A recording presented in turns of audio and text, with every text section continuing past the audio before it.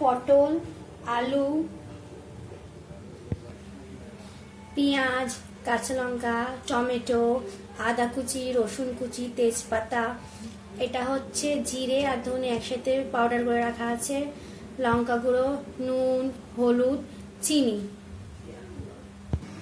কড়াই গরম হয়ে গেছে, আমাদের তেল গরম হয়ে গেছে। এবার আমরা আলুগুলো ভেজে নেব। কালারের জন্য একটু হলুদ দিয়ে দেব।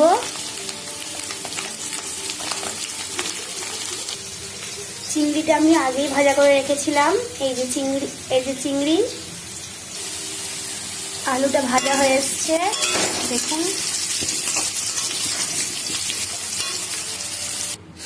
এবার আমি পটলগুলো ভেজে নেব।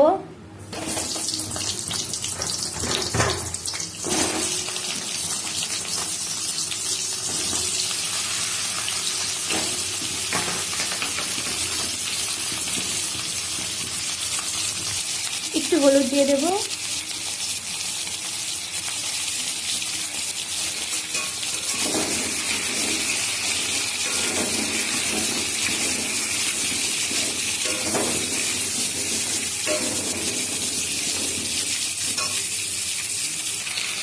পটলগুলো ভাজা হয়ে এসছে।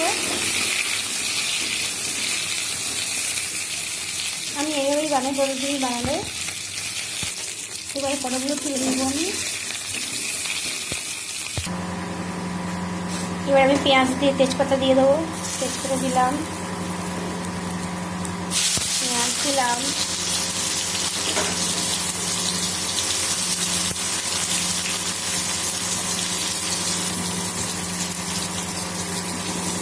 রসুন কুচি দিলাম,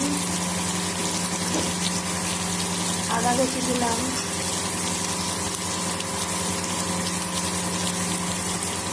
কাঁচা লঙ্কা দিলাম,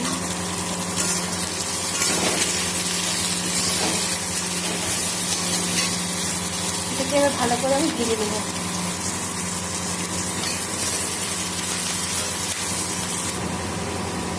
মশলাগুলো ভাজা হয়ে এসছে। এবার আমি টমেটো দেবো।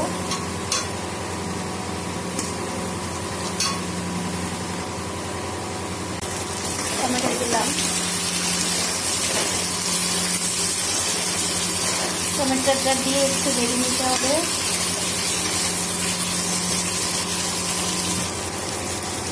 এবারে নুন দেব পরিমাণ মতো নুন।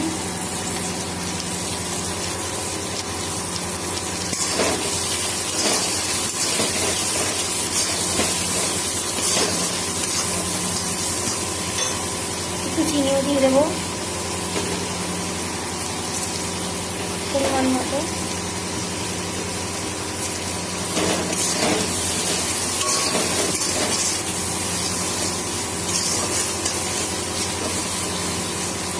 টমেটোটা একটু গলা পর্যন্ত আমি অপেক্ষা করবো।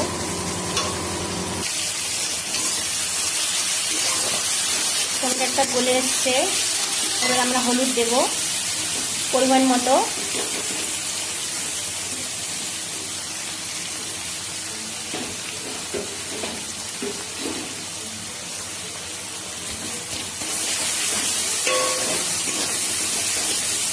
পরিমাণ মতো হলুদ দিলাম। এবারে জিরে আর ধনে পাউডার দেব পরিমাণ মতো।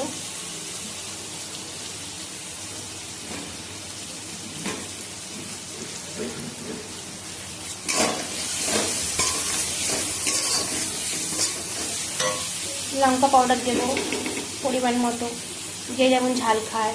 তবে পটল চিংড়ি তো একটু ঝাল ঝাল হলে খেতে ভালোই লাগে। আমরা তো একটু ঝালই খেতে পছন্দ করি।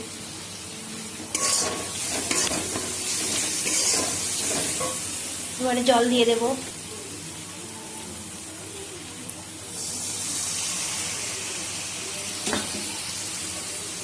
মশলাটাকে কষিয়ে নেব।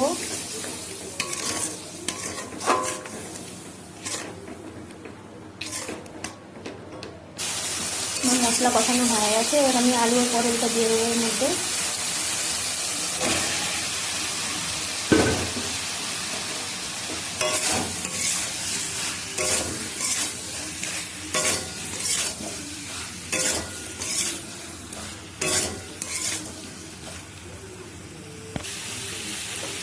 চিংড়িগুলো দিয়ে দেবো, একটু কষিয়ে নেব।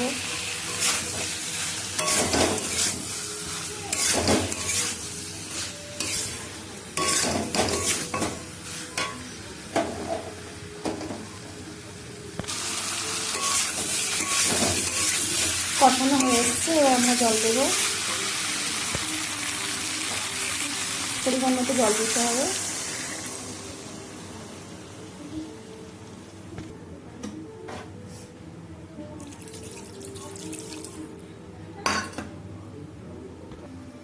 আমাদের জল দেওয়া হয়ে গেছে, এবারে আলু পটলগুলো সেদ্ধ হবে।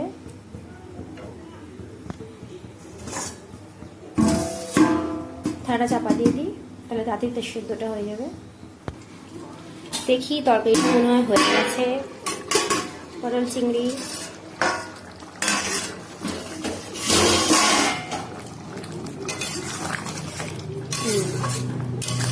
হয়ে গেছে, এরকমই নামাবো। ঝোলটা এরকমই থাক, পটল আলুতে একটু টেনে নেবে, একটু মাখামাখাই হয়ে যাবে ঠান্ডা হওয়ার পরে। একটু গরম মশলা দেবো আমি, এই যে দেখুন গরম মশলা, একটু গরম মশলা দেবো। গরম মশলাটা দিলে কি হয় আরও টেস্টটা বাড়ে, আপনারাও গরম মশলাটা দিয়ে খেয়ে দেখতে পারেন। আমাদের পটল চিংড়ি তৈরি।